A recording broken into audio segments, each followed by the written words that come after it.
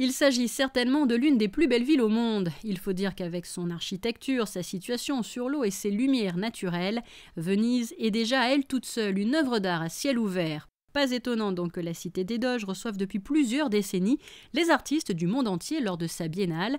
Et cette année, pour sa 55e édition, l'île paisible de la Giudecca, face à la place Saint-Marc de l'autre côté du canal, accueille une grande première, l'exposition du 45e prix international d'art contemporain de la Fondation Prince-Pierre, inaugurée par Son Altesse Royale, la princesse Caroline de Hanovre. C'est une idée qui trottait dans la cervelle de notre précédent directeur artistique, Jean-Louis Froment, et qu'Abdella Karoum, notre actuel directeur artistique, a reprise avec enthousiasme, donner au prix d'art contemporain de la Fondation une audience plus internationale que lorsque nous faisons l'exposition à Monaco. Le lieu est un lieu très particulier puisque c'est une friche industrielle, on peut dire ça comme ça, une ancienne brasserie, l'ancienne brasserie de Venise, juste à côté des anciennes minoteries de Venise. Et c'est un lieu qui a été choisi par l'équipe et par la princesse, parce que c'est un lieu qui est investi par les artistes toute l'année. L'Espace Punch, un lieu atypique donc pour cette exposition située sur la Giudecca, un quartier réhabilité au fil des années, un lieu qui sort de l'ordinaire et qui offre ainsi un écrin original à une œuvre unique réalisée par une artiste connue ici, puisqu'elle participait à la Biennale en 2011. La pièce centrale du projet de Joyce and Society, c'est un film qui s'appelle The Joyce and Society. Et ça, c'est un espèce de documentaire un peu spécial, disons, sur un groupe de lecture des textes de James Joyce, Finnegan's Wake.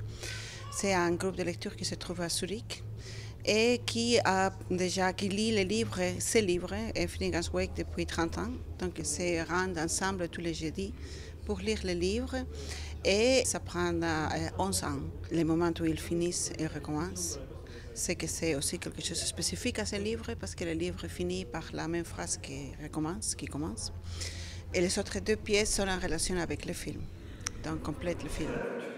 Un an de travail a été nécessaire pour créer cette œuvre qui rend hommage d'une certaine manière à l'écrivain James Joyce, un auteur irlandais, une artiste espagnole, une œuvre réalisée à Zurich, Bruxelles et Barcelone, exposée à Venise par une fondation monégasque, une belle illustration de l'aspect cosmopolite et international de cette manifestation vénitienne.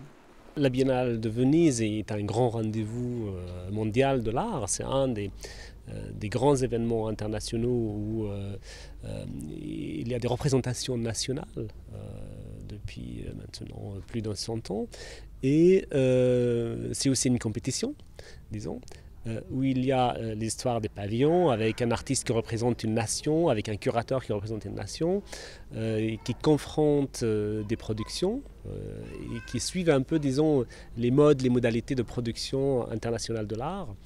Il y a aussi ce programme d'événements collatéraux qui font aussi partie de ce paysage artistique de la Biennale et dans lequel la Fondation Prince-Pierre de Monaco fait partie cette année. Exposition du prix d'art contemporain à découvrir donc sur la Giudecca à Venise jusqu'au mois de novembre.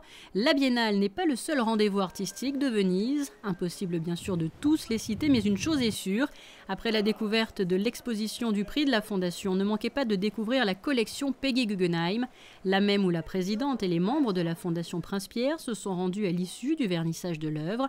La collection Guggenheim qui renferme de véritables trésors signés, entre autres, Picasso, Magritte, Duchamp, Pollock, Matisse, Léger ou encore Kandinsky.